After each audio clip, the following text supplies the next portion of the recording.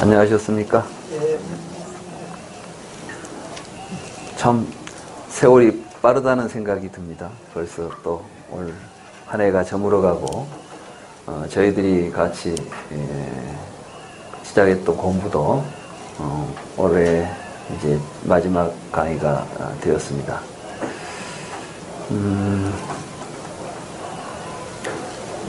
오늘 우리가 이제 마지막으로 살펴볼 경은 짱끼에게 설하신 경입니다. 사실 이 경은 우리 불교를 공부하는 사람들에게 불교는 어떻게 공부하는 것인가를 여실하게 보여주는 공부하는 자세에 대한 가장 중요한 경이다. 저는 이렇게 생각을 합니다. 그리고 제가 이 불교 공부를 하면서 또 이 박사 논문을 쓰면서 이 경을 읽고 그렇구나. 내가 경을 논문을 쓰더라도 여기에 맞추어서 써가야 되겠다. 이런 생각을 했던 굉장히 중요한 경이라서 올해 이제 그 후학기 우리 이제 가을 학기 공부를 준비하면서 마지막 결론을 무엇으로 할까? 이렇게 마지막이니까야 우리 공부 마지막 결론을 뭘로 할까 하고 이제 고심하다가 이 경을 마지막 경으로 제가 선택했던 것입니다. 이 경은 이제 스토리가 부처님께서 어느 바라문촌에 짱끼라고 하는 바라문촌에 가셔서 설했던 경입니다. 먼저 이 경의 배경을 좀 말씀드리자면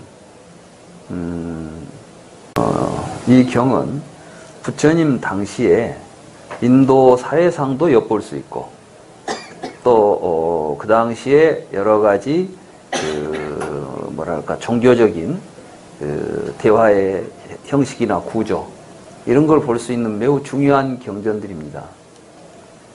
어떤 사람들은 이렇게 긴 경전들은 부처님 열반하신 뒤에 만들어진 경이고 아주 짧고 간단한 수다니빠따나 뭐 법구경 같은 그러한 짤막한 경전들이 초기 경전일 것이다 라고 이야기들 합니다. 그런데 그건 어디까지나 것이다 라는 가정입니다. 그런데 저는 오히려 긴 경들이 성립이 빠르다 이렇게 봅니다. 왜냐하면 이 경을 보면 어떻게 그냥 대충 그 스토리를 짜맞추려고 한 게 아니라 굉장히 자연스러운 맥락을 가지고 있습니다. 부처님께서 짱끼라고 하는 바라문촌에 갑니다.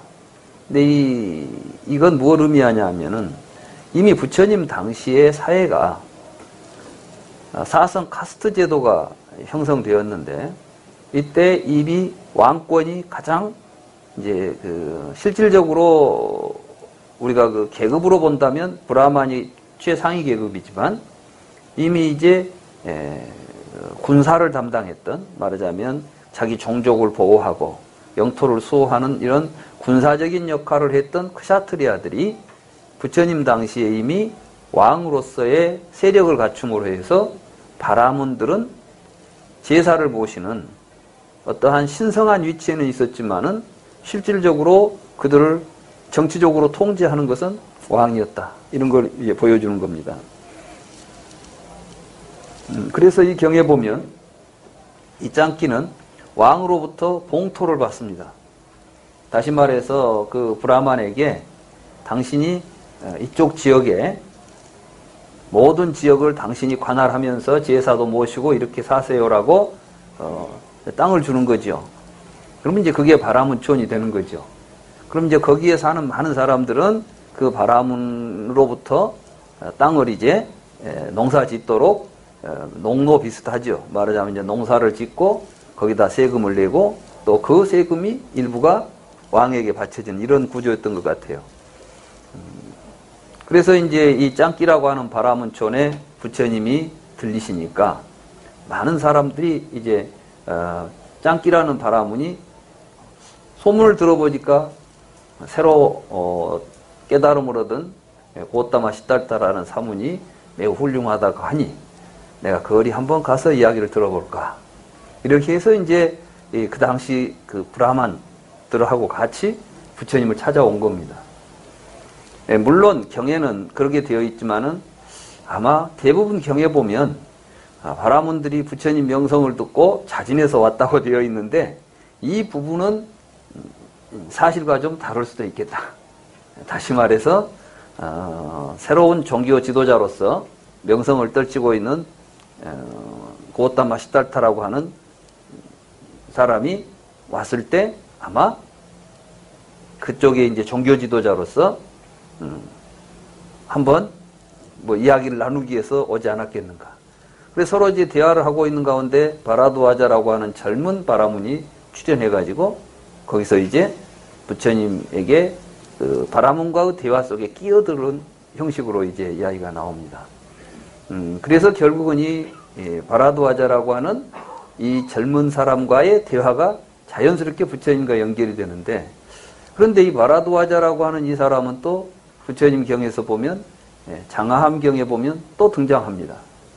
이 장하함경에서는 어떻게 등장하냐 하면은 세기경 다시 말해서 악기와짜고 아니라 아깐냐 숫다에 보면은 거기에 이제 태초라는 이야기를 하면서 이 바라두아자가 바라문으로서 출가를 해가지고 탁발하러 나가면 사람들이 왜 너보다 더 낮은 계급의 크샤트리아의 제자가 되어 있느냐라고 비난한다는 거죠.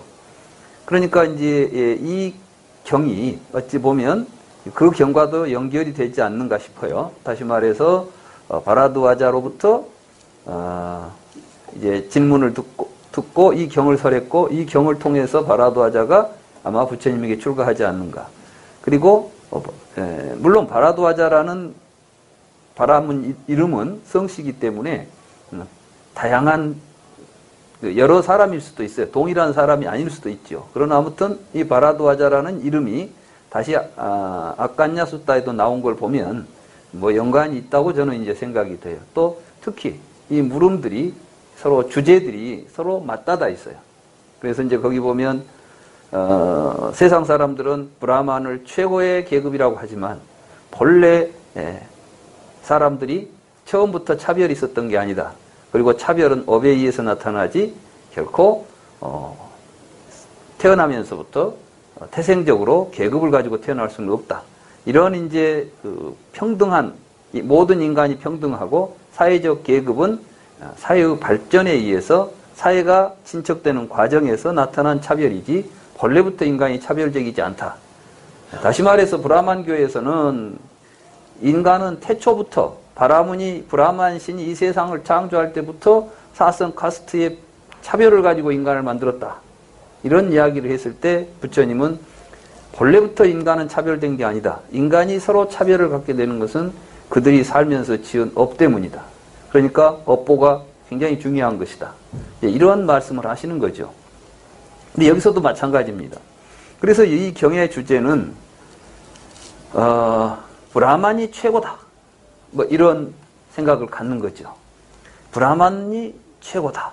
이런 이제 말하자면 그 우파니샤드나 또는 베다에서 이야기하는 브라만신, 천신의 세계 창조 이런 것들은 이것이 진리고 다른 이야기는 전부 거짓이다. 이 세상에는 종교가 여러 종교가 있는데 모든 종교에서는 자기 종교의 교리가 진실이고 다른 건 모두 거짓이다. 이런 이야기를 하죠. 아까 오기 전에 스님하고 같이 오기 위해서 여기 불광동 우리 나루 명상센터에 이제 그 들어가려고 서 있는데 밖에서 어떤 할머니 한 분이 나오시더만 나한테 대뜸 뭐 전단지를 하나 주더라고요. 거기 보니까 예수를 믿어라 이런 이제 그러면서 이제 이걸 보시라고 저한테 줬어. 저는 됐습니다. 그러니까 벌써 하나님이 다 예언할 때 2000년 전에도 대홍수가 난다고 예언을 했는데 그때 그 예언을 믿지 않다가 사람들이 다 큰 고초를 당했다. 근데 또 곧 위험한 때가 온다고 지금 하니까 빨리 그 말을 좀 믿고 또 어떻게 하나님을 찾아야 되는데 안 한다는 거예요. 그 할머니가 그렇게 세상 걱정을 하시더라고. 그러면서 이제 나보고 그걸 꼭 보라고 그래서 저는 됐습니다 하고 이제 그걸 보면서 사람들은 이렇게 뭔가를 믿고 있고 또 자기가 알고 있는 것이 진실이다라고 믿는 겁니다. 오늘 또 지금 보면 지금 태극기를 휘날리면서 태극기가 휘날리면 촛불은 꺼진다고 지금 태극기를 휘날리고 다니는 사람이 있는가 하면은 이제는 촛불을 밝혀야 우리 대한민국이 밝아진다고 생각해서 또 저녁에 또 촛불을 드는 분들이 이 자리에 모일 것입니다. 사람들은 모두가 다 자기가 가지고 있는 생각이 옳다고 생각하고 다른 것은 거짓이라고 생각합니다. 바로 이러한 것들 때문에 서로 생각이 다르면 다투게 되고 또 다툼이 커져서 큰 전쟁까지도 되는 것이 아닌가.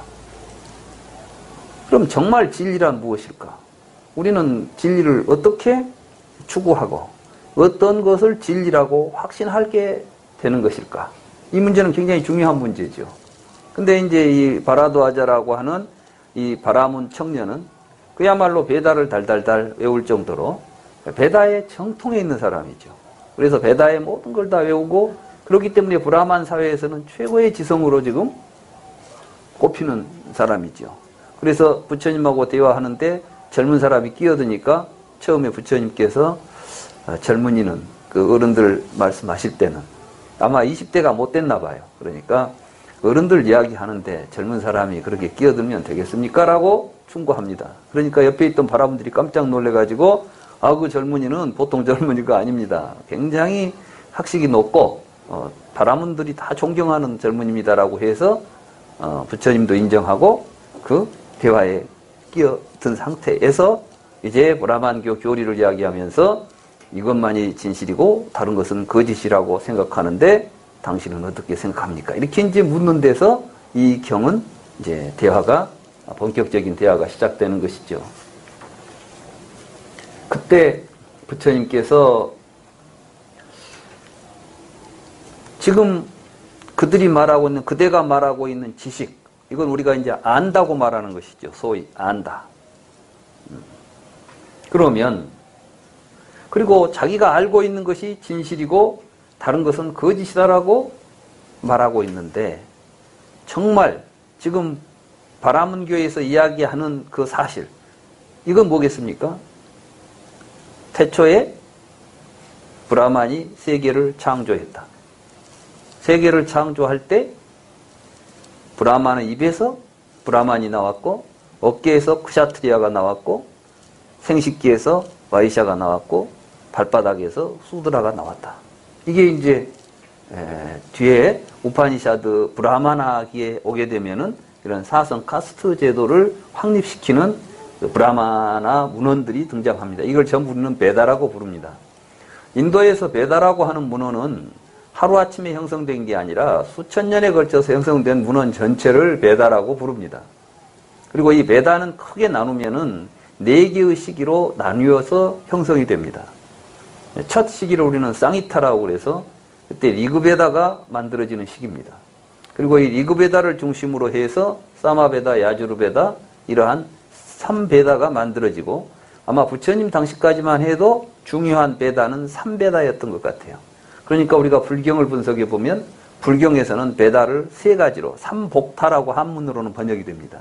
이게 복타라는 건 베다를 복타라고 번역을 했어요. 3가지 베다 이야기가 나오는데 현존하는 베다는 4가지 종류입니다. 다시 말해서 리그베다, 사마베다, 야주르베다, 아타르바베다. 근데 아타르바베다는 후기의 베다로 편협된 걸로 알고 있습니다. 이러한 그 베다가 처음에는 쌍히타라고 하는 요즘 우리가 말하는 그 진원 형식 있죠. 만트라. 만트라라고 하는 것은 이게 이제 운문 형식으로 되어 있는 것들이죠. 이 형식의 이 쌍히타가 나오게 되고 그 뒤에 여기에 부가적으로 이제 설명이 붙은 게 야주르베다와 사마베다입니다. 그런데 이게 BC 1500년에서 한 1200년, 1000년까지 이 1200년 이 무렵에 이제 리그베다가 형성되었다고 보니까 지금부터 약 3500년부터 형성된 문헌들입니다. 그러다가 이제 브라흐마나 시기가 되면 이 베다를 중심으로 해서 제사가 성행해져 가지고 인도 사회에서는 이제 제사를 지내지 않으면 아무것도 안 된다는 생각을 하게 됩니다. 그럼 누가 그 일을 주도하겠습니까? 제사를 지내는 브라흐만 계급이 그걸 주도하죠. 왜냐하면은 하다못해 뭐 농사를 짓더라도 제사 지내고 농사를 지어야지 그냥 농사를 지으면 안 된다는 거예요. 왜냐하면 신들이 안 봐준다는 거예요. 좋은 수확을, 결실을 주지 않는다는 생각을 합니다. 그러니까 모든 일을 하기 전에 이제 제사를 통해서 모든 일이 시작되는 거죠. 우리도 요즘 그런 거 하죠. 자동차만 사도 앞에다 돼지 머리 놔두고 뭘 해야 좀 될 것 같잖아요. 왠지 이 자동차가 사고 안 나고 무사하게 잘 타게. 사실은 사고 안 내고 잘 다니려면은 교통법규 잘 지키고 음주운전 안 하고 그러면 되는데 뭐 그 생각보다는 그냥 우선은 차가 재수가 있어야 된다. 이런 생각하는 게 우리들의 심정이에요. 이런 심정들을 가지고 이제 종교적으로 운용을 하면은 신에게 제사를 지내야만 모든 게 된다는 식으로 우리를 끌고 가는 겁니다. 또 그게 그 사람들에게 뭐가 되겠어요? 권력이 되는 거죠. 그래서 이런 식으로 이제 제사가 만능화가 되면서부터는 브라만 계급을 살아있는 브라만이라는 표현을 합니다. 다시 말해서 브라만 신이 있어 봐야 실제로 기도 안 하면은 안 들어주니까. 그러면 이제 브라만 신이 어떤 일을 해결해 주는 게 아니라 실질적으로 브라만의 기도가 문제를 해결해 준다고 보는 거죠. 일이 그렇게 된다면은 누가 더 중요하겠습니까? 사실은 브라만 신은 쉽게 말하면은 브라만 신은 대통령이고 이 뒤에서 기도하는 브라만은 비선 실세인 거예요. 똑같은 구조예요. 구조가. 말하자면은 있어봐야 자기 날로는 아무것도 안 해요. 그러면 여기서 주문이 들어가야만 하는 거야. 그러면 그 주문을 해주는 사람이 실제 힘이 있잖아요. 우리나라도 지금 그 사람한테 막 뭐 갖다 줬잖아요. 그게 그런 구조예요. 이건 어디에나 있는 거예요. 어디에나. 그래서 기독교도 지금 마찬가지입니다. 처음에 예수님이 나타나기 전에는 그냥 신한테 제사를 지냈어요. 그런데 예수님이 나타난 뒤에는 예수를 통해서 제사를 지내야 돼. 그러니까 기독교는 어떻게 돼 있냐면 여러분들이 기도할 때 반드시 주 예수의 이름으로 기도합니다. 아멘. 그러죠? 가운데 그냥 내가 혼자 기도합니다. 그러면 안 먹어주는 거야, 이게. 예수님의 이름으로 기도를 해야 돼. 이게 웃기는 이야기가 아니라 사실이에요, 이것은. 우리가 그걸 알고 가야 된다니까요. 정확하게. 그러니까 이제 사회적으로 어떤 권력을 가지려고 하면은 그런 구조를 갖춰놔야 돈과 재물과 명예와 권력이 만들어지는 겁니다. 근데 우리 헌법에는 어떻게 돼 있어요? 모든 권력은 국민으로부터 나온다예요. 헌법 제1조는 대한민국은 민주공화국이다. 두 번째, 제2조. 2조가 이거예요. 모든 권력은 국민으로부터 나온답니다. 그러니까 권력이 국민회가 있어야 되는데 권력이 어디 있는지를 모르는 거야, 우리가 지금. 그래가지고 어디 딴 데가 권력이 있는 줄 알고 가는 거죠. 사실은 부처님이야말로 모든 권력은 국민으로부터 나온다. 이걸 종교적으로 실현하신 분이에요. 우리가 불교를 그렇게 제대로 알아야 된다고. 그런데 지금 많은 사람들은 권력이 어떤 한 개인이나 어떤 신적인 지위에 있다고 믿고 있는 겁니다. 그러니까 문제가 생기는 거죠. 그래서 이제 그것이 진리다라고 지금 바라드와자가 주장하는 겁니다. 그때 바라문 교에서는 어떤 이야기를 하냐면은 제사를 정확하게 모셔야 된다는 거예요. 정확하게 모시려면 어떻게 해야 되냐 그러면은 그 브라마나는 그래서 제사를 정확하게 모시는 방법을 기술해 놓은 겁니다. 그걸 알지 못한 사람은 도저히 제사를 못 모시겠죠. 그래서 그걸 배우고 익히는 게 평생 브라만들이 하는 일이에요. 그래서 이제 브라만들은 그것을 배우고 익히는 기간, 이걸 거치면은 브라만으로서 이제 브라민이라고 불러요. 그때는 아직 젊은 수학기의 브라만을 브라민이라고 부릅니다. 이 브라민이 이제 브라마나가 돼가지고 브라만으로서 행세를 하는 거죠. 이때 이제 인도에서는 사성 카스트 제도가 확립이 된다고 그래요. 그 전까지는 이 카스트 제도가 확립되지 않았는데 브라마나 시기를 거치면서 사성 카스트 제도가 확립되고 그렇게 해서 이제 사회적으로 브라만이 최고의 위상에 올랐던 것입니다. 이 시기를 브라마나 시기라고 하고 이 시기를 우리는 BC 1200년에서 1000년경이라고 봅니다. 그리고 그 뒤에 브라마나기가 지나고 나서 이제 우파니샤드기를 한 800년까지를 브라마나기라고 보고 그 뒤에 이제 아라냐카라고 하는 기간이 설정이 되는데 이때 아라냐카는 이제 이 브라만 중에서 나이가 들어가지고 더 이상 제사를 모실 수 없는 사람들이 나타나게 돼요. 한 200년, 300년 지나니까 이제 그런 사람들이 제사를 직접 지내지는 못하지만은 숲에 이제 들어가서 은퇴해가지고 조용히 명상하는 생활을 하게 됩니다. 이런 사람들에 의해서 나타난 문헌을 우리는 아라냐카라고 부르는데 아란야라는 것은 산스크리트로는 이게 숲이라는 뜻입니다. 그러니까 이런 걸 보고 삼림서, 밀림서 이렇게 불러요.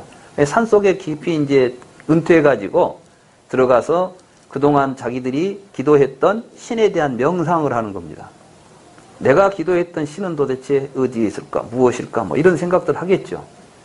이런 시기를 아라냐카라고 하는데 이 시기는 크게 긴 시기라고 보지 않아요. 한 100년 미만이라고 보기 때문에 아라냐카 문헌은 출연하는데 그 문헌이 그렇게 많고 길지 않은데 그 뒤에 곧 이어서 우파니샤드라는 문헌이 나타납니다. 이것은 문자 그대로 우파니샤드. 우파라는 것은 옆에, 니사드는 앉다는 뜻이에요. 산스크리트어로. 이렇게 옆에 가까이 앉다. 왜 이 옆에 가까이 앉다라는 말을 쓰는가? 이 숲속에 들어가서 명상을 하다가 드디어 뭔가 진리를 깨달았다는 사람들이 나타납니다. 그러니까 우리가 지금 부처님께서 진리를 깨달았다, 성불했다 하는 문화 자체가 이미 이제 우파니샤드 때 출현하기 시작한 거예요. 어느 날 갑자기 부처님이 혼자 튀어나가서 나는 깨달았다 이렇게 주장하는 것이 아니라 모든 인간사는 사회적인, 역사적인, 문화적인 흐름 속에서 나타나는 현상 아니겠습니까? 부처님께서도 사실은 그런 진리를 깨달아야 된다고 하는 의식들이 우파니샤드 시기에 등장한다는 겁니다. 그전에는 그냥 맹목적으로 우파니샤드나 브라만의 어떠한 그 배다를 믿고 제사만 잘 지내면 된다고 생각하다가 우파니샤드에 이르게 되면은 제사보다 더욱 중요한 것은 진실에 대한 알미인 것이죠. 다시 말해서 이제 바르게 알아야 된다. 지식의 중요성이 부각됩니다. 그래서 우파니샤드는 바로 이제 지적인 측면에 브라만을 어떻게 지적으로 이해할 것인가. 그래서 이 세계는 브라만이 결국 아트만으로 변해가지고 모든 존재 속에는 아트만으로서 브라만이 살고 있다. 이런 식으로 이제 교리들이 만들어져요. 그리고 그때 윤회설과 해탈이라는 개념도 우파니샤드 때 형성이 됩니다. 그러니까 그 전부터 베다에 윤회설이 있었지 않았어요. 다만 신에게 제사 지내면 우리가 복을 받는다. 이런 식으로 생각을 하다가 우파니샤드, 초기 우파니샤드에 보면 오하이도설이라고 하는, 다시 말해서 제사를 지낼 때 불을 피우고 제사를 지내는데 이 제사의 형식이나 이런 것들에 따라서 이제 사람이 죽으면 5단계를 거쳐서 새로운 삶을 받게 되는 것을 오화라고 그래요. 이 단계에 2가지의 길이 있다.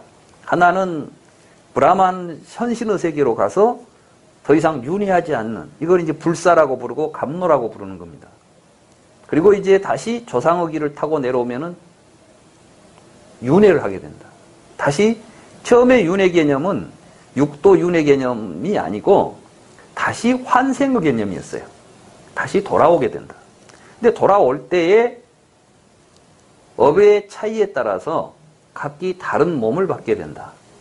이런 개념이 아주 단순 소박한 윤회 개념이 형성되는 겁니다. 이게 인도에서의 윤회 사상의 출발점이에요. 그게 인도 사람들에게는 이제 당연하게 여겨졌고, 또 우파니샤드에서는 그렇기 때문에 제사를 잘 모시면 기껏해야 죽어서 다음에 이 세상에 태어날 때 좋은 집안에 태어나고 하는 정도지, 브라만천에 태어나서 완전하게 생사를 면할 수는 없다. 그럼 어떻게 해야 해탈이 가능한가? 진리를 알아야 된다. 무엇을 알아야 되느냐? 우파니샤드의 진리를 알아야 된다. 이게 바로 범아이려라고 하는 진리입니다. 곧 브라만이 아트만이다. 내가 곧 브라만이다라는 사실에 대한 확실한 깨달음이 와야만 죽어서 윤회하지 않는다. 이런 생각들이 우파니샤드기에 형성이 됩니다. 이러한 지식들. 그래서 이제 우파니샤드는 지식을 이야기했고 브라흐마나는 업을 이야기했다. 그래서 사실은 처음에 업이라는 개념 자체가 지금 우리가 생각하는 것처럼 인간의 모든 행위라고 말하지 않고, 우리가 아무리 세상을 살면서 뭔 일을 해봐야 아무 결과도 안 나옵니다. 그러면 결과가 나오는 일은 무엇이냐? 제사 지내는 일이에요. 그래서 우파니샤드에서 본래 업이라는 개념은 제사 지내는 행위를 의미한 겁니다. 근데 제사를 지내면서도 왜 제사를 지내는지, 나와 세계에 대한 근원적 진리가 무엇인지를 깨달아서 알아야만 윤회를 면하기 때문에 알다고 하는 것. 그래서 무지, 무명, 비디아, 아비디아라는 말인데, 우리가 지금 무명이라고 쓰는 말은 아비디아예요. 아비디아라는 것은 어둡다는 뜻이에요. 무지하다는 뜻이야. 비디아라는 것은 밝다는 뜻이고. 그러니까 지금 생각해 보면 우리가 지금 무명이라는 것은 뭘 모른다는 이야기지, 무명이라는 게 존재가 아닙니다. 그러니까 뭐 무명으로부터 뭐가 생길 리가 없는 거예요. 모르니까 일어난 일이다, 이렇게 보는 거지. 다시 말해서 12연기는 무명이라는 존재로부터 행이라는 존재가 나타나는 게 아니라 뭘 모르고 살면 생사의 고통을 느끼게 된다, 이 이야기예요. 그러니까 이제 비디아라는 것은 깨달으면, 알게 되면 그런 건 사라진다. 이게 불교입니다. 우파니샤드에서는 모르기 때문에 윤회한다. 알면 윤회하지 않게 된다. 뭘 알아야 되느냐? 우파니샤드의 진리를 알아야 된다. 그래서 이제 아트만에 대해서 알아야 된다. 이게 이제 아트만이 무엇인지, 내 안의 아트만을 스스로 찾아내야 됩니다. 이게 그들의 명상이에요. 그래서 이제 일찍이 명상법이 그들에게 도입이 된 겁니다. 그래서 그 아트만을 찾는 작업, 이게 브라만의 가장 중요한 이제 수행이 되는 것이죠. 이러한 구조 속에서 지금 이 대화가 이루어지고 있는 겁니다.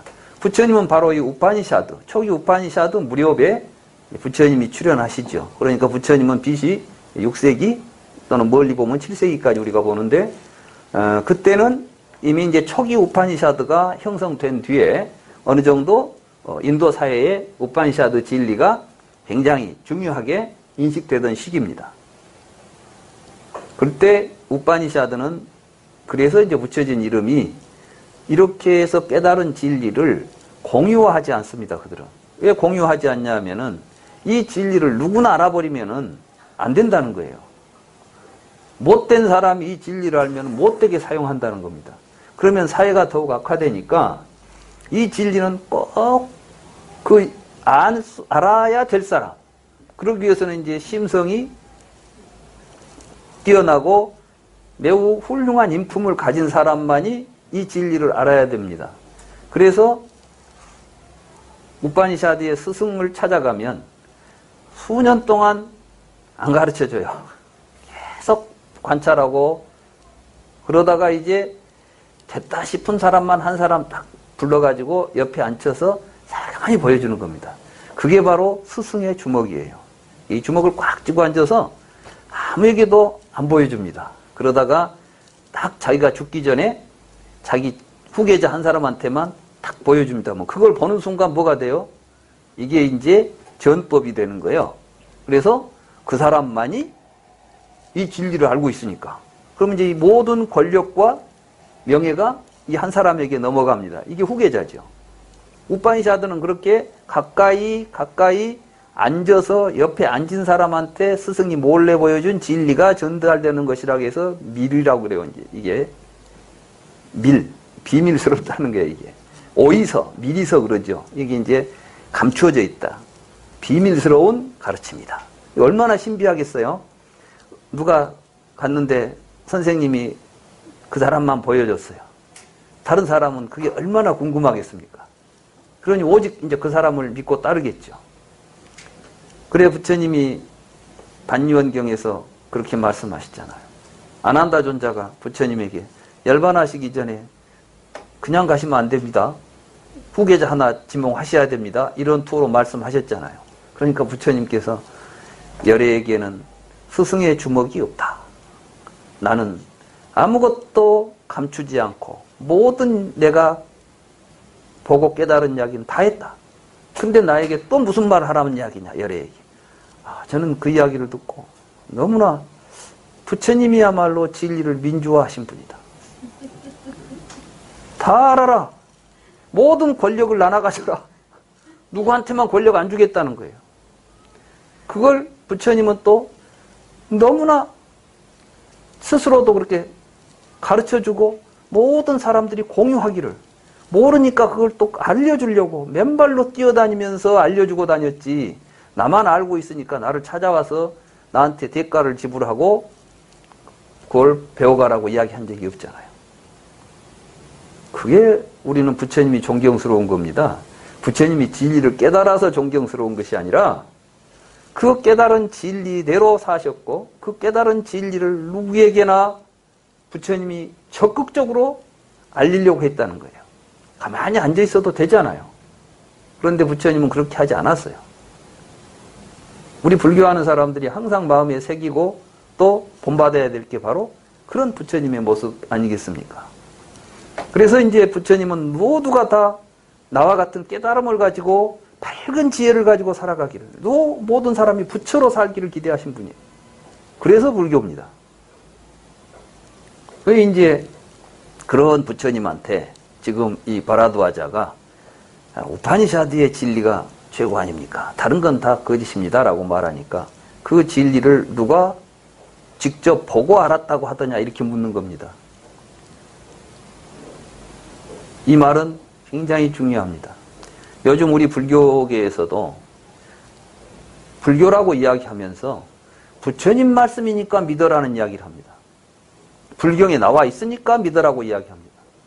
이건 부처님의 가르침을 정면으로 위배하는 것입니다. 부처님께서는 무조건 믿으라가 아니라 부처님은 믿으라고 말하지 않았고 와서 보라고 말씀하셨습니다. 그렇기 때문에 만약에 부처님의 가르침을 전하는 사람이라면 부처님에게 의탁해서 자신을 부처님의 권위로서 무장하려고 할 게 아니라 오는 사람들이 물으면 보여줘야 됩니다. 자기가 보여줄 수 없는 이야기를 해서는 안 됩니다. 저는 그렇게 생각을 합니다. 네, 그런 의미에서 우리가 지금 우리 기치가 뭐였죠? 와서 보라. 네. 와서 보라. 그렇습니다. 부처님은 와서 보라고 말씀하셨습니다. 그때 이제 묻는 건 그겁니다. 누가 브라만이 세계를 창조하는 것을 본 자가 있는가를 지금 묻고 있는 겁니다. 그걸 보고 와서 한 이야기가 누가 있느냐 하니까 아무도 보지 못했다는 겁니다. 그렇다면 너는 왜 이 이야기를 하느냐? 그러니까 그건 베다에 그렇게 써져 있습니다. 마치 아까 그 할머니가 나한테 말할 때는 성경에 보니까 2000년 전에 큰 홍수가 났다. 이게 이제 노아의 방주가 있었던 그 홍수 아니에요. 그게 세계적으로 일어났습니까? 그 동네에서 일어난 사건입니까? 그때 대한민국에도 이 한반도에도 큰 홍수가 났습니까?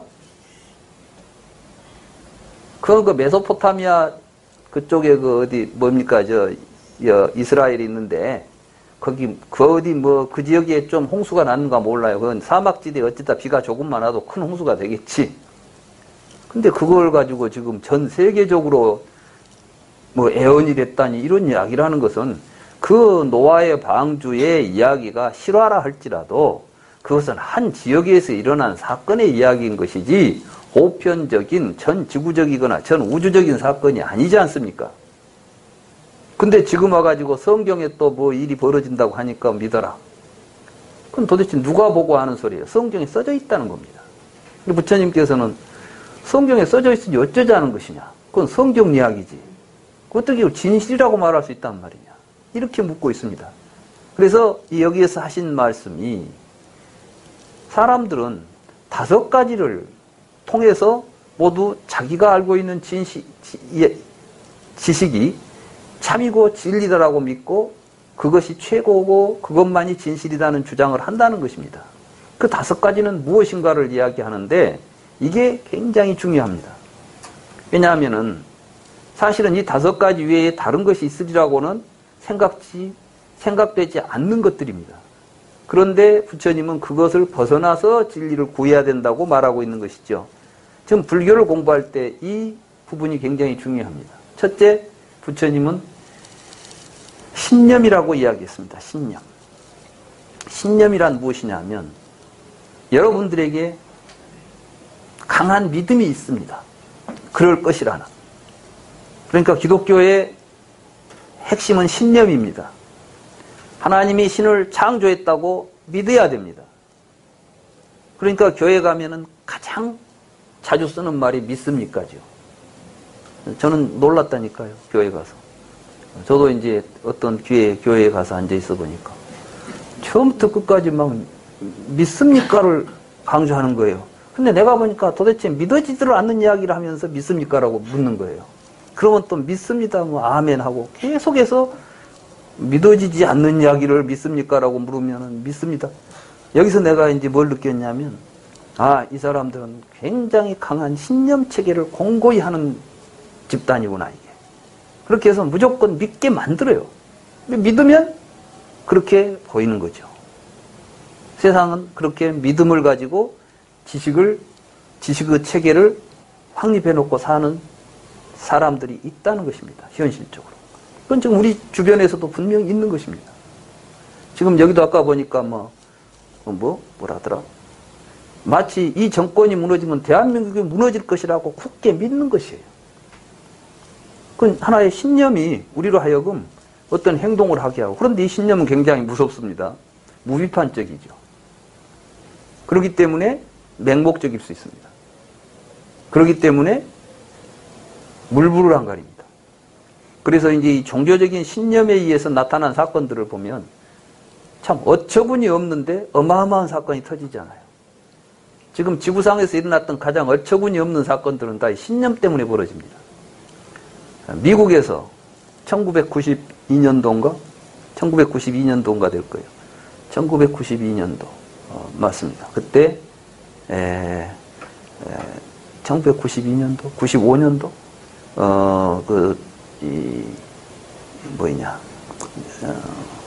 헤븐스 게이트 사건. 천국의 문이라는 그 인터넷 사이트가 있었답니다. 그때 어떤 일이 벌어졌냐면은, 헨리 혜성보다 더 밝은 혜성 하나가, 먼 혜성인가, 혜성 하나가 출현했어요. 근데 이게 한 2000년 만에 한 번씩 오는 혜성이래요. 엄청 밝았어요. 사실 그때 내가, 저녁에 보면 혜성이 육안으로도 뒤에 꼬리가 상당히 길게 보일 정도로 그런 혜성이 왔습니다. 근데 여기다가 이제 어떤 사람이 하나 이론을 달았어요. 뭐라 했냐면 이게 바로 천국으로 가는 UFO가 저 혜성 뒤에 따라오고 있다. 그래서 이 혜성이 가장 가까이 오는 날 우리가 죽으면 그 UFO를 타고 천국으로 갈 수 있다. 그러면서 헤븐스 게이트, 천국으로 가는 문이 열렸으니 이 사이트에 가입하고 그날 같이 죽자. 그래가지고 정말 죽었어요. 미국에서 수십 명이 죽었어요. 근데 거기에는 뭐 박사도 있고 뭣도 있고 별게 다 있는 거야. 많은 사람들이 뭐 박사가 되고 뭐가 되면 달라진 줄 알아요. 안 달라집니다. 오늘 아침에 내가 택시를 타고 어제 아침에 이제 택시를 타고 오는데 택시 기사가 나보고 그래요. 그때 이제 이대 교수들이 와가지고 뭐 했잖아요. 아니 뭔 교수들이 다 거짓말 했었고 막 그러더라고. 교수는 달라야 된다는 생각을 하더라고. 그래서 나도 교수지만 교수는 다 똑같습니다. 사람입니다. 별로 교수라고 해서 크게 기대할 것은 없습니다. 사람은 다 같은 것이죠. 그러니까 우리가 지금 보면 누구는 그래요. 어느 누구도 교회 다닌다. 신념을 가지고 살기는 그냥 교수라고 해서 달라지는 게 없는 것입니다. 이게 이제 여러분들은 전부 사실 여러분들이 알고 있는 지식의 대부분은 여러분들이 그렇게 믿고 있는 것이지 여러분들이 아직까지 사실인 줄을 확인해 보지 않은 것들이 수도 없이 많습니다. 그건 다만 지금 어떤 특정한 종교에만 해당하는 것이 아니라 우리 모두가 다 같이 어떤 부분에서는 신념을 가지고 있는 거죠. 제가 얼마 전에 이야기했지 않습니까? 윤회에 대한 이야기.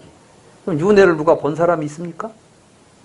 근데 자기는 신념을 가지고 있는 거죠.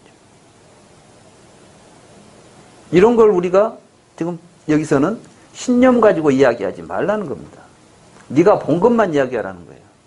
왜 보지도 못한 걸 가지고 자꾸 이야기하려고 하느냐.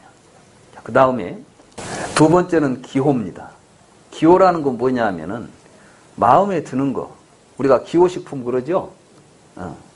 그 담배가 기호식품인 사람은 담배를 피워야 됩니다. 커피가 기호식품인 사람은 커피를 좋아합니다.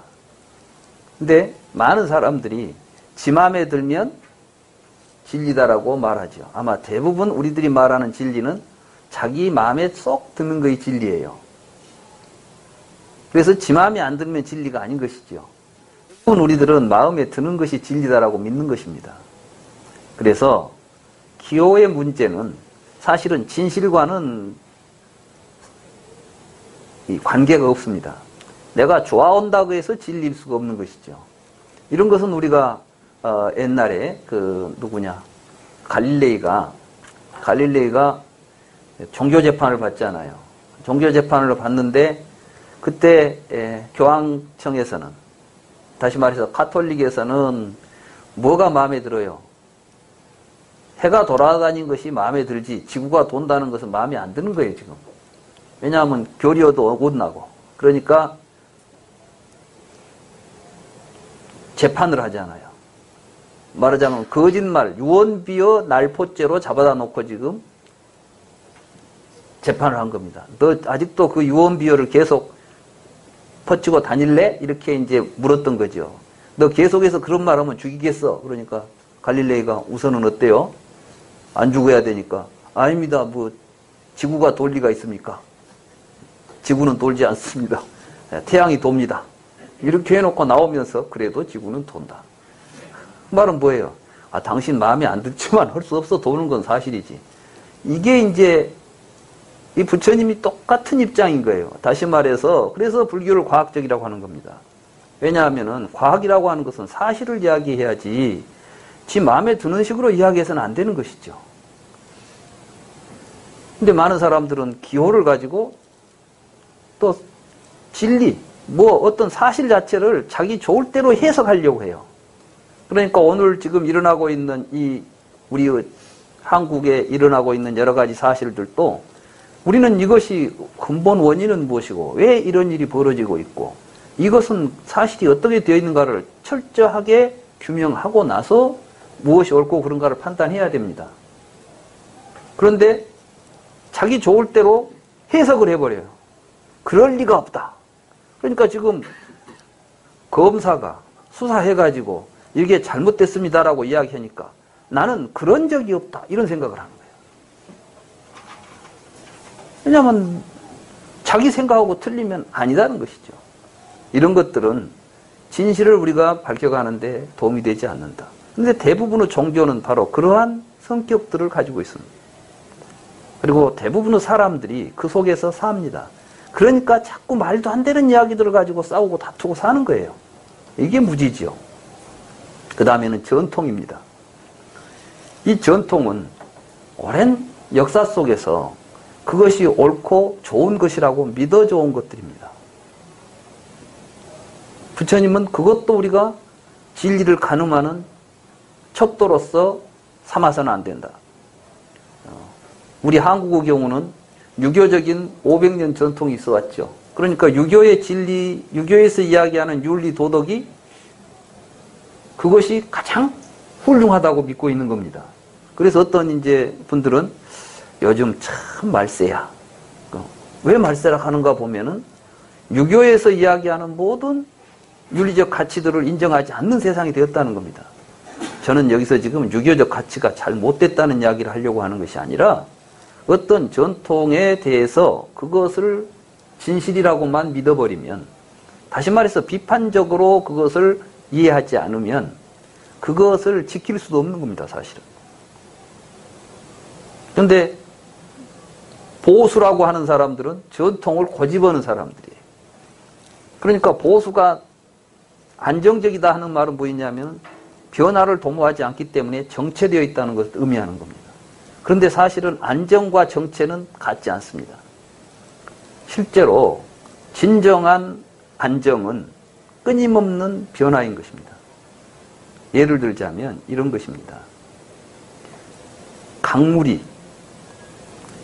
그 상태를 계속 유지하려면 강물은 끊임없이 흘러야 됩니다. 그렇습니까? 안 그렇습니까? 한강물이 흘러가지 못하도록 막아놓으면 그것이 어떻게 되죠? 썩습니다. 그러니까 진정으로 이 사회를 안정되고 진정으로 살아있는 사회를 만들려고 한다면 사회는 끊임없이 변해야 하는 것입니다. 여러분들의 몸이 건강하게 유지되려면 여러분들의 몸이 신속하게 변화해야 됩니다. 늙는다는 것은 무엇을 의미하느냐? 변화의 속도가 느려진다는 것입니다. 그거 아셔야 돼요. 근데 이런 것들에 대한 무지들이 우리로 하여금 자꾸 혼란스럽게 만드는 거죠. 아무튼 전통도 계승할 때는 시대에 맞게 계승을 해야 됩니다. 효 좋습니다. 나를 낳았고 길러준 부모님을 우리가 모시고 부모에게 효도한다는 것이 나쁜 일은 아니죠. 그런데 그 효를 옛날식으로 하라고 하면 그때부터는 문제가 생기는 거예요. 옛날에는 효를 한다면서 3년 심효를 시켰습니다. 부모가 돌아가시면 슬픔에 겨워가지고 아무 일도 해서는 안 된다는 거야. 사실 슬프지도 않은데 이제 부모가 돌아가시는데 3년 동안 슬퍼하는 사람 있어요? 그렇지 않아요. 실질적으로 그렇지 않습니다. 그런데 그래야 마땅하다는 거예요, 이제. 그건 조선시대 때는 그것이 마땅하다 해가지고 3년 심효를 하면은 칭찬이 자자하고 그러면 뭐가 주어지냐? 사회로부터 보상이 주어져요. 그 효가 지극하니 그 집에 뭐 벼슬도 내려주고 뭣도 내려주고 충효문도 세워주고. 지금도 그렇게 하자는 겁니까? 아니죠. 그러면 효라는 것이 무엇인가부터 우리가 비판적으로 보고 우리가 지금 하고 있는 전통적인 효 실행 방법들이 이 시대에도 정당한가를 물은 다음에 이 시대에는 그런 식으로 해서는 안 된다는 것을 우리가 깨달은다면 새로운 방법의 효에 말하자면 현실적으로 누구나 다 행할 수 있고 쉽게 행할 수 있는 형식으로 변화한다면 누가 효를 행하지 않겠습니까? 부모에게 대해서 효를 행하고 싶지 않은 사람은 없을 겁니다. 그런데 유교에서 요구하는 식으로 전통에서 요구하는 식으로 효를 실천하려고 보니까 현실 생활 자체가 안 되는 거죠. 그렇다면 할 수 없이 버려야 됩니다. 그러니 변하지 않고서는 그 자체가 유지되겠습니까? 안 되겠습니까? 안 되는 거예요. 사실은 유교도 살아남으려면 이 시대에 맞게 변해야 됩니다. 불교도 마찬가지입니다. 옛날부터 해오던 것이니까 지금도 하자. 불교가 근본적으로 추구하는 가치와 진리가 무엇인가를 안 다음에 이 시대에는 어떤 식으로 우리가 해야만 이 근본적인 진리와 이념이 사회적으로 실현될 것인가를 우리가 연구하고 변모하지 않으면 불교가 살아남을 수가 없는 것이죠. 스님들 걸식어라고 한다고 해서 지금도 스님들이 걸식어로 돌아다닌다면 이 자본주의 사회에서 어떻게 스님들이 활동을 하고 불교를 펼 수 있겠습니까? 그러니까 걸식어 정신은 살아있대.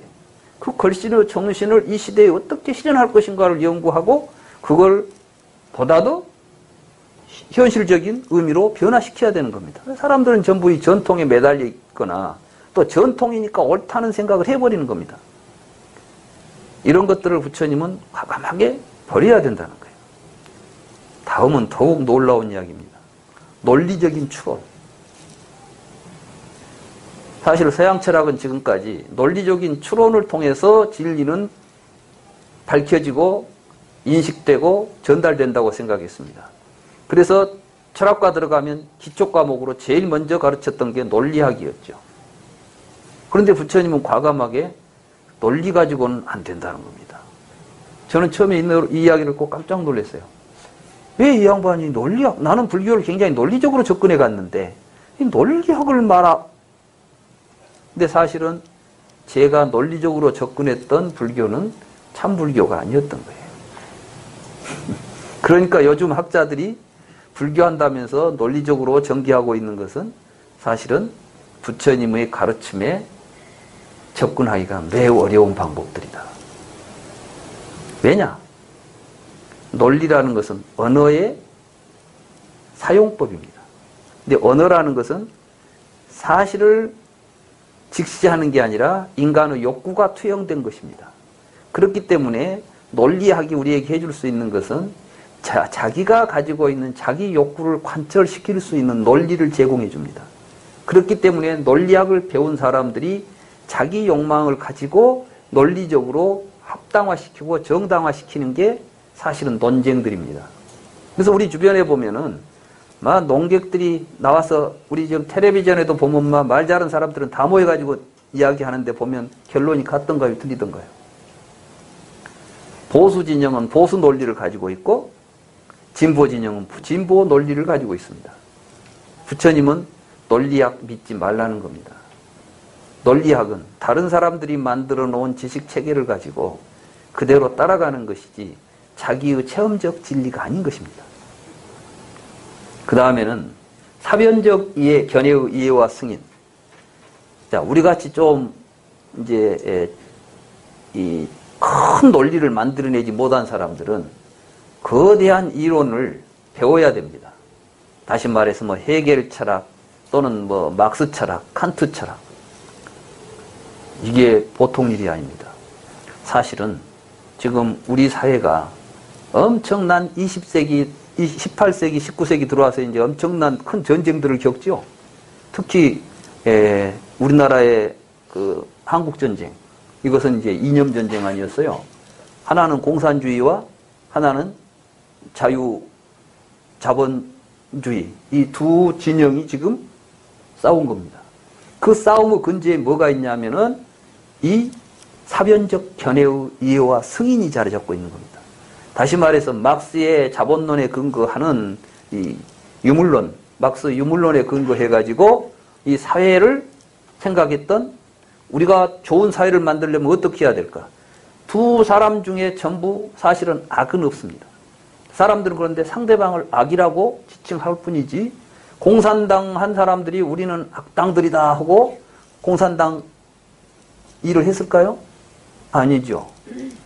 그 사람들은 이 자본주의야말로 인간을 소외시키고 자본을 통해서 인간을 억압하는 아주 못된 사악한 이론이다. 이걸 뿌리째 뽑아버리자 해가지고 혁명한 거 아니에요. 그런가 하면 자본주의에서는 뭐냐면 공산당이야말로 인간의 자유를 억압하는 매우 악질적인 것이다. 그래가지고 또 공산당을 또 공격했던 거 아니에요. 그 두 이념이 어디서 만납니까? 우리는 무슨 속인지도 모르고 그 대리전을 치른 거예요. 그러니까 한국전쟁은 단순한 한국에서 일어난 전쟁이 아니라 20세기 이 인류가 안고 있었던 모순이 여기에서 지금 폭발했고 갈등을 겪었던 것입니다. 그렇기 때문에 우리 한반도가 굉장히 중요한 것입니다. 그 전쟁, 그 이념들이 어떻게 세계적으로 다시 화해가 되고 세계 평화로 갈 수 있을 것인가 하는 문제의 답이 저는 이 한반도에 있다고 봅니다. 그리고 좀 외람되지만 그 답은 한국 불교에서 나와야 된다고 봅니다. 왜냐하면 그것을 이렇게 정확하게 진단하고 해석할 수 있는 가르침이 불교고 그 가르침을 통해서 해결되어야 할 장소가 한국이라고 한다면 우리는 한국 불교가 앞으로 세계 평화의 가장 기본적인 답을 제시해야 된다고 봅니다. 그런 의미에서 지금 우리가 하고 있는 공부는 저는 굉장히 중요한 공부다 이렇게 봅니다. 아무튼 이 사변적인 견해의 이해와 승인 이것들은 사람들을 이게 가장 강력하게 사람들에게 진리관을 만들어줍니다. 그래서 이제 칸트 철학한 사람들은 칸트가 진리다. 헤겔 철학한 사람들은 헤겔이 진리다. 막스 철학한 사람들은 막스가 진리다. 지금도 서양에서 지금 사회학 쪽에 가면 이제 사회철학 이쪽으로 가게 되면 막시즘이 근간을 이루고 있습니다.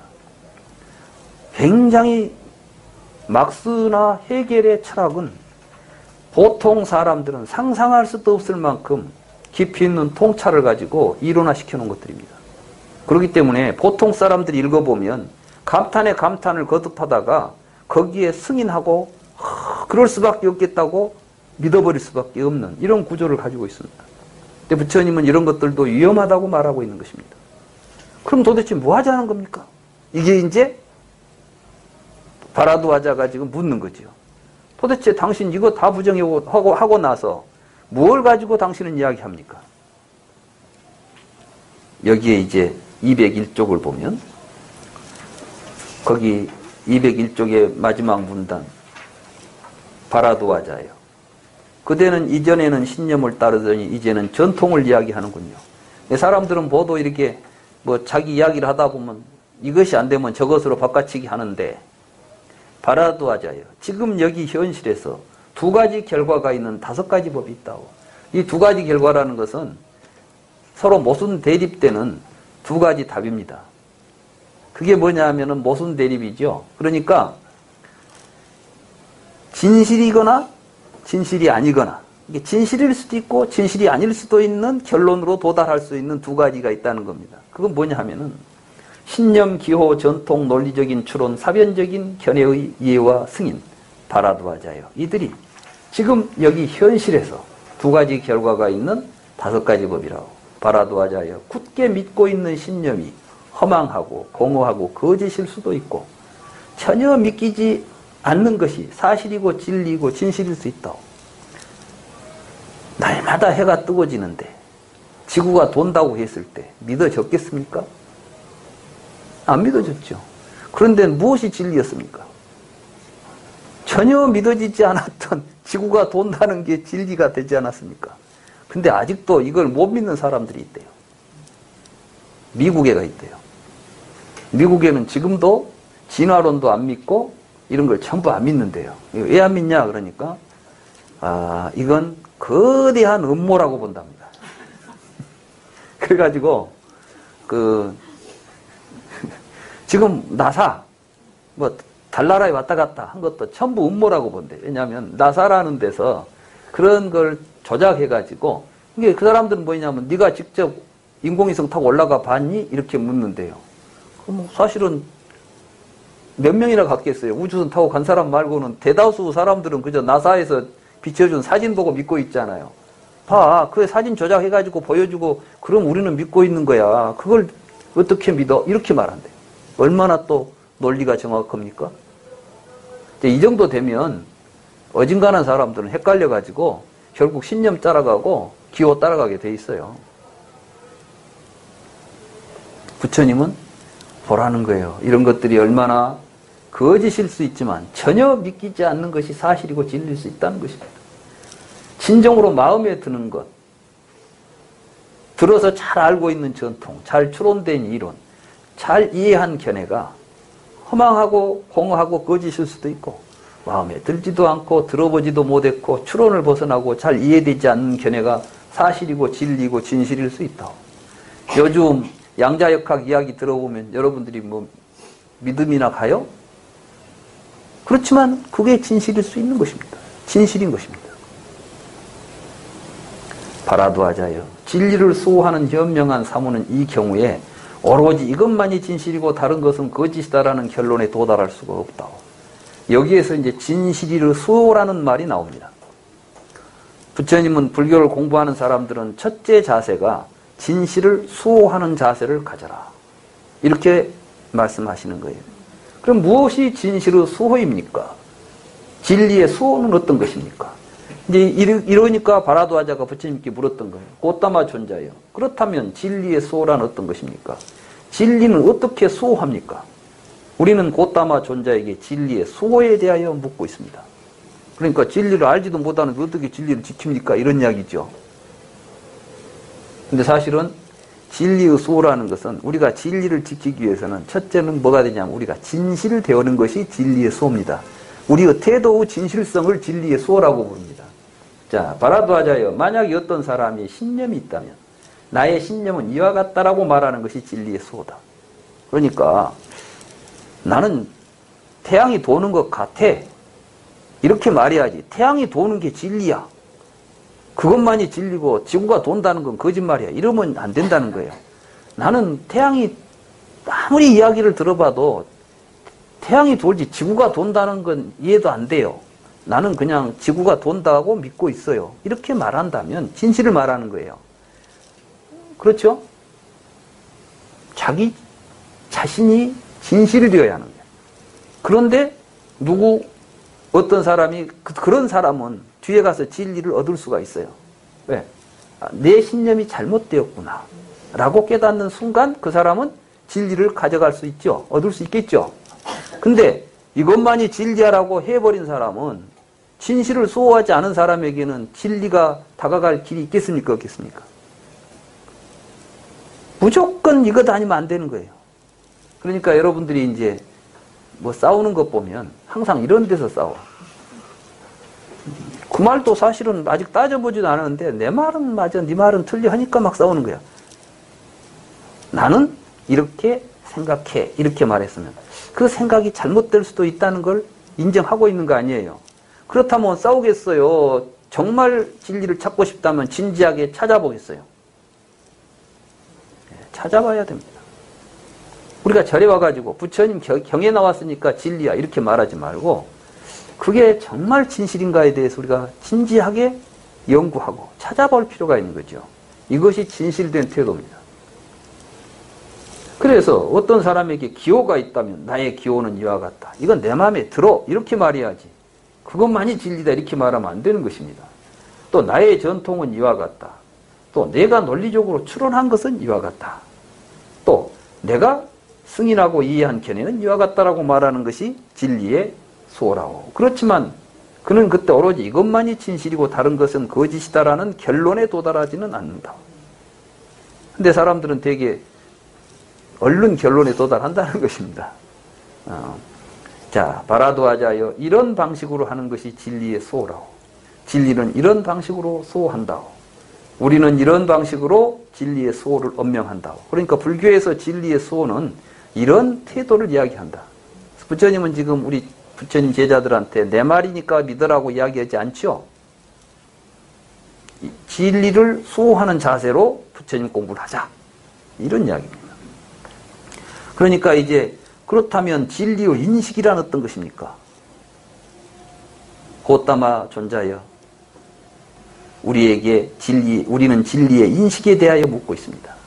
바라도하자여 비구가 어떤 마을이나 도시에 의지하여 살아가면 거사나 거사의 아들이 그에게 와서 탐진치 3가지 행실에 대하여 살펴본다. 이게 아주 중요합니다. 이 존자는 마음이 탐진치에 사로잡혀서 알지 못하면서 나는 안다라고 말하거나 보지 못하면서 나는 본다라고 말하여 다른 사람으로 하여금 오랜 시간 무익한 괴로움을 겪도록 하는 것은 아닐까. 사실 우리 주변에 이 종교한다는 사람들이 보지도 못하고 알지도 못한 것을 마치 자기가 보고 있는 것처럼 알고 있는 것처럼 이야기를 해가지고 사람들 현혹하고 그 말 믿고 따라다니다 보니까 한평생 망친 사람들 많잖아요.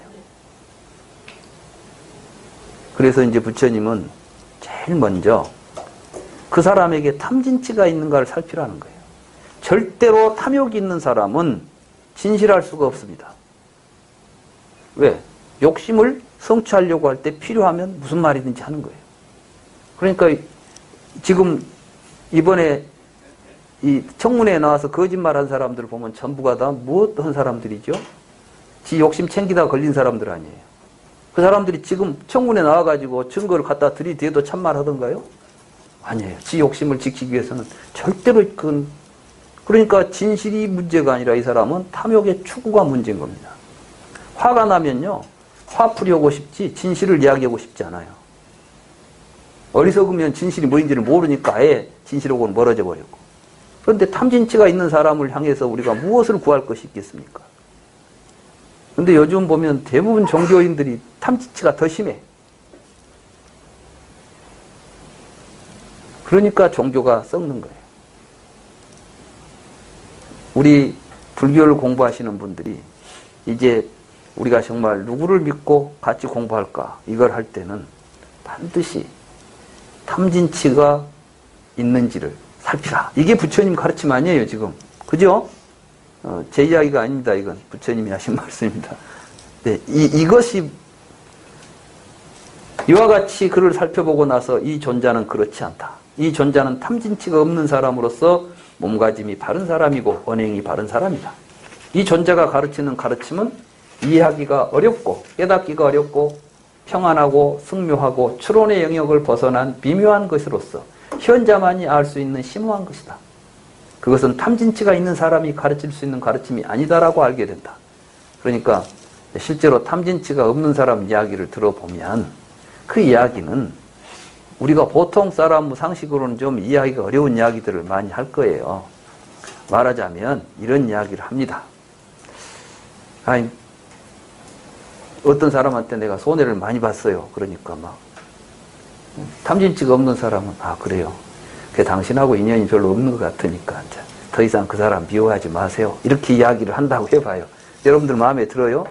그놈 잡아다 지금 어떻게 헌짝을 내줘도 지금 속이 풀리지 않을 것 같은데 이 양반 하는 말씀은 그 사람이 얼마나 그런 게 필요했으면 그렇게 또 당신을 속이고 했겠습니까? 그냥 불쌍하다고 생각하고 마음을 편히 가집시다.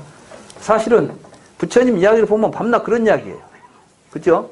제가 이 불경을 보면서 깜짝 놀란 게 뭐였냐면 부처님 그 전생담을 보니까 이런 멍청한 짓거리가 없어. 말하자면 막 자기 걸 막 훔쳐가는데도 뒤에 또 주고 있고 그러더라고. 그런 수없는 그런 이야기를 해요. 이것은 뭐냐면 이제 불교의 가르침은 탐진치를 버리는 가르침이니까 탐진치가 없는 사람이 가르쳐줄 거 뭐가 있겠어요? 없는데 뭘 주겠어. 그냥 없으니까 가지고 있는 것 버리라고 이야기하겠지. 불교의 핵심은 쉽게 말하면 진실과 진리는 탐진치에 가려 있어서는 우리에게 다가오지 않는다는 것입니다. 그래서 이제 탐진치에 대하여 살펴보고 탐진치가 없이 청정하다고 여김으로써 이제 그에게 믿음을 일으킨다. 그래야 우리가 좀 그 사람 말이 믿음이 가는 거죠.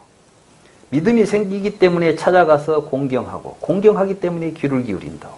귀를 기울여서 가르침을 듣고 나서 가르침을 기억하고 기억한 가르침의 의미를 확인한다고. 이게 중요해요. 여러분들이 부처님의 우리 지금 경 읽었잖아요. 이건 반드시 여러분들 이제 그 의미를 확인해 봐야 돼요. 이게 도대체 무슨 이야기를 하신 것일까? 의미의 확인이라는 것은 자기 자신의 마음 속에서 그것과 개합하는 일들입니다.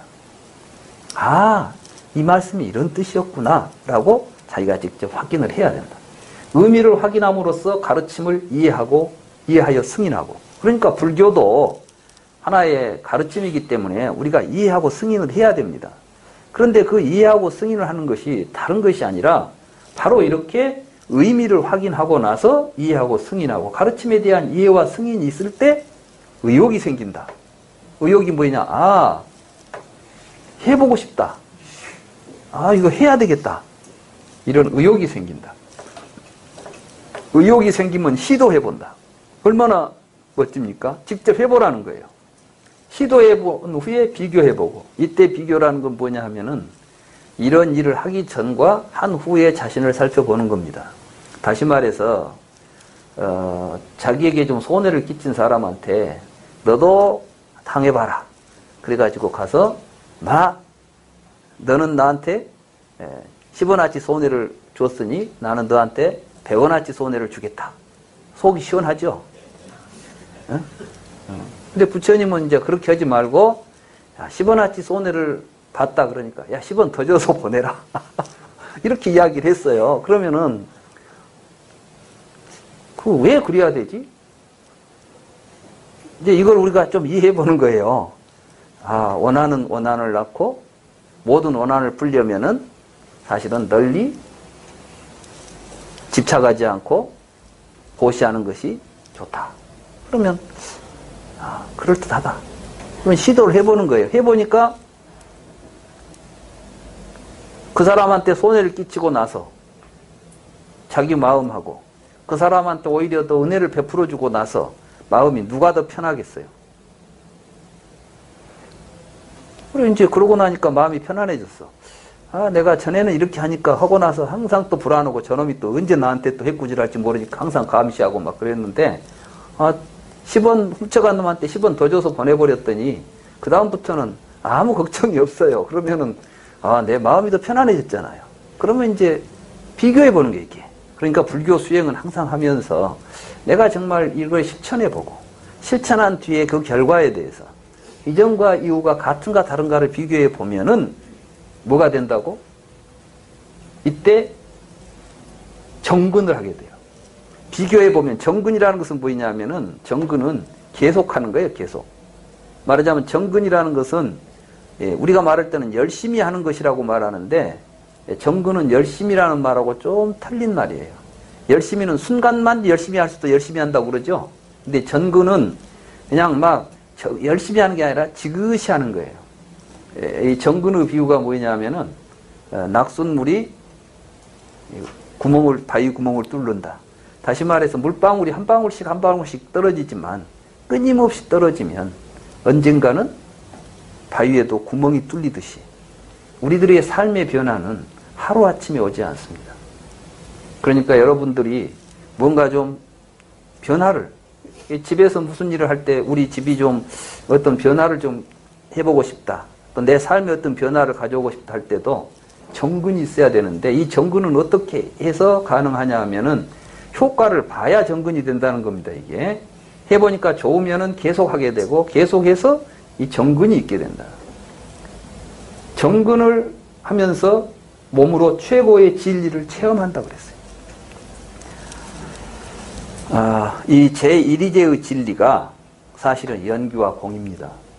그러니까 이 연기와 공은 이론적으로만 아는 게 아니라 이런 과정을 통해서 우리가 모두가 연결되어 있고 나라고 할 만한 것이 없고 이런 것들에 대한 체험이 오는 겁니다.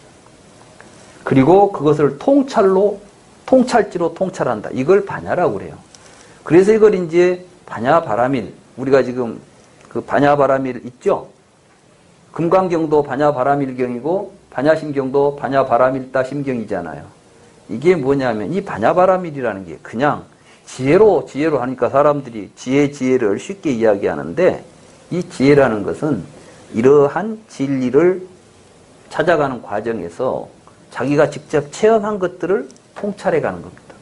그래서 이런 방식으로 진리가 인식이 된다. 이때 이제 비로소 이게 진리구나 라고 알게 되는 겁니다.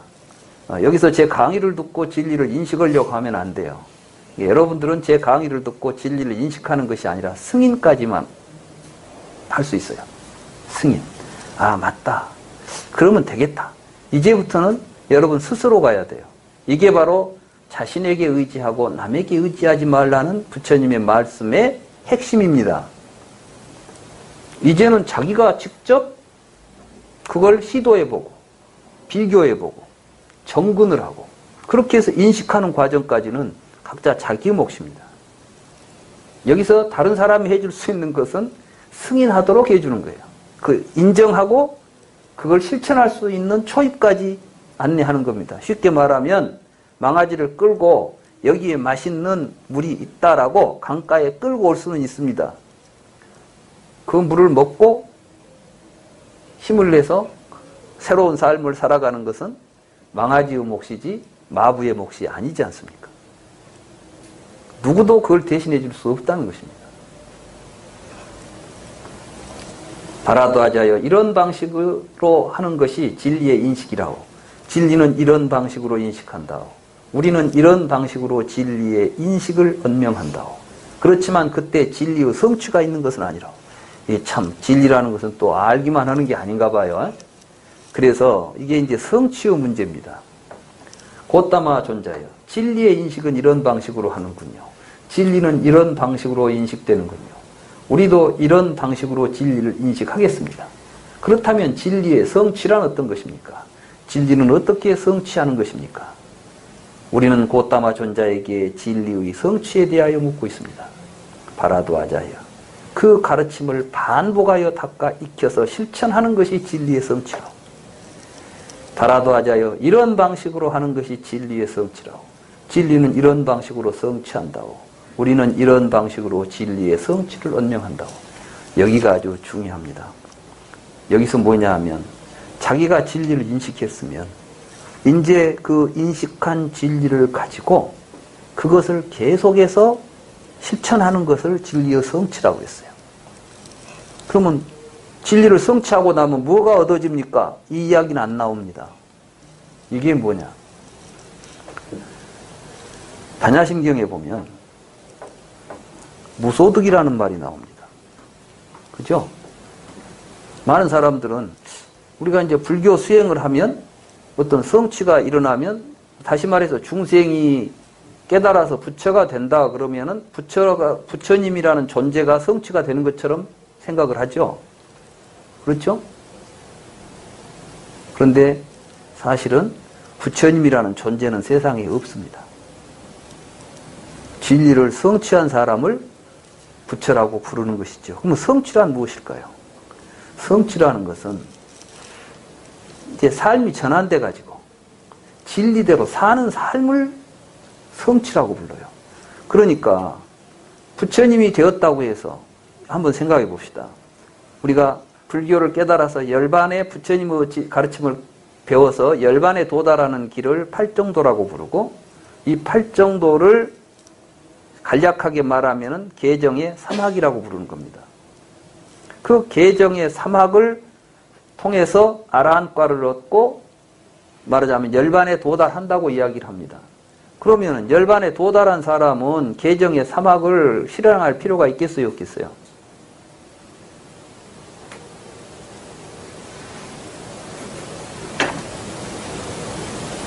좀 이상하죠? 우리는 이제 무학이라고 그래요, 무학. 개정의 삼학을 통해서 아라한이 된 사람을 보고 무학, 공부할 것이 없다는 이야기예요. 그럼 공부할 것이 없는 사람은 뭐 하고 삽니까? 이렇게 물어보니까 개정해, 해탈직연으로 산다 이렇게 돼 있어요. 그럼 여전히 개정해를 지키고 살지 않습니까? 그 이야기를 하는 겁니다. 반복하여 닦아 익혀서 실천하고 이제 지속적으로 이 개정의 삼학이 이제는 자기가 일부러 공부하는 것이 아니라 일상적인 삶이 되어야 돼요. 그래서 이제 삶 자체가 개정해로 이루어지는 것을 보고 그렇게 되면 뭐가 나오냐면 해탈했다는 자각이 일어나요. 여러분들이 이제 해보셔야 돼. 정말 이렇게 사니까 전에 나를 괴롭히던 여러 가지 번외 망상들이 이제 안 생기고 내가 이 모든 것부터 벗어나 버렸구나. 생사도 이제 두렵지 않구나. 생사의 괴로움도 나에게는 의미가 없구나. 이렇게 자기가 모든 번외로부터 벗어났다는 사실 깨달으면 이거 해탈이라고 그러잖아요. 그리고 그 해탈했다는 것을 정확하게 알고 여실하게 보게 되는 거예요. 이걸 보고 여실직연이라고 하고 이걸 보고 해탈직연이라고 그럽니다. 그래서 유학은 개정해를 계속 이건 계율이니까 지키고 이것은 선정 이렇게 하고 이건 지혜롭다 이런 판단을 하면서 살지만 이제 무학이 되면 그걸로부터 벗어나버려. 그래서 개정해를 가지고 살면서도 해탈과 해탈지견이 함께 일어나고 있어요. 이걸 보고 5분 법신이라고 그럽니다. 이걸 보고 진리의 성취라고 말하는 것입니다. 이런 이야기들이 사실은 반야심경의 주골자입니다. 그러니까 이제 반야심경에 보면 시 제법공상 불생불멸 불구부정 이렇게 나오죠.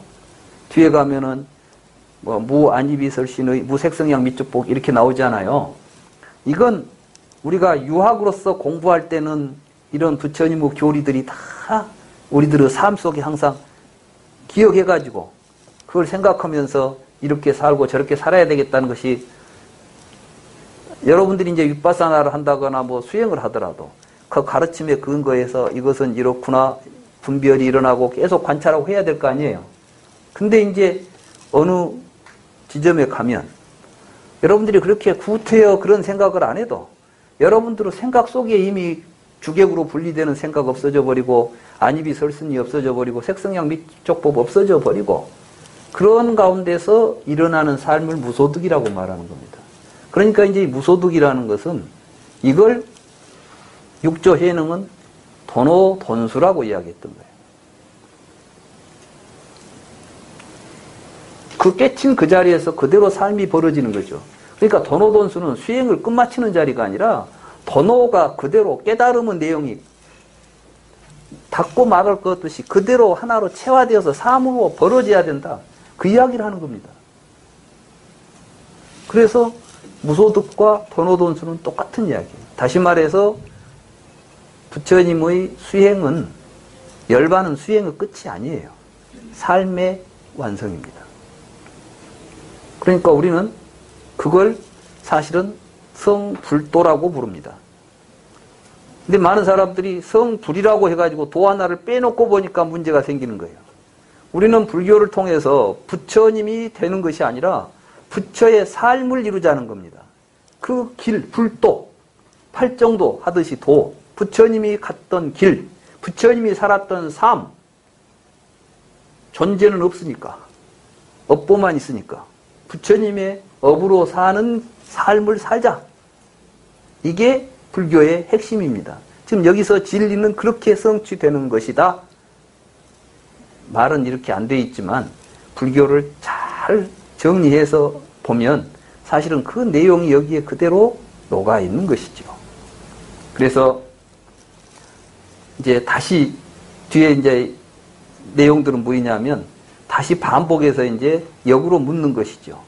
그랬을 때에 진리의 성취는 이렇게 되는 것이뇨. 뭐 진리의 성취에 도움이 되는 것은 무엇입니까? 정근입니다. 이게 바로 도움이 되는 것.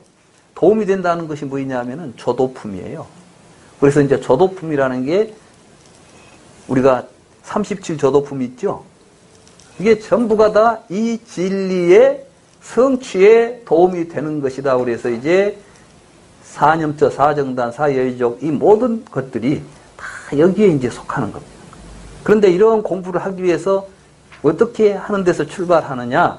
아까 처음에 정말 믿을 만한 사람을 만나고 믿을 만한 사람에 대한 존경심과 공경심을 가지고 자주 가서 이야기를 듣고 그리고 그 이야기 들은 것을 잘 생각해 가지고 잘 이해해 가지고 시도해 보고 시도했으면 반드시 이 시도 결과를 자신의 과거와 비교해서 이것이 정말 나에게 이루었던가 이렇게 우리가 확신하게 된다면은 이때 정근을 하게 되고 정근을 통해서 우리는 진리의 인식에 도달하게 되고 이걸 다시 삶 속에서 그대로 실천함으로써 그것이 체화되는 것, 자기의 삶으로 자기와 하나 되는 것이 진리의 성취다.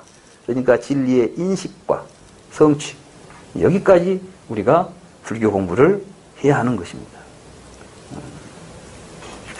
이때 이제 바라도하자는 부처님에게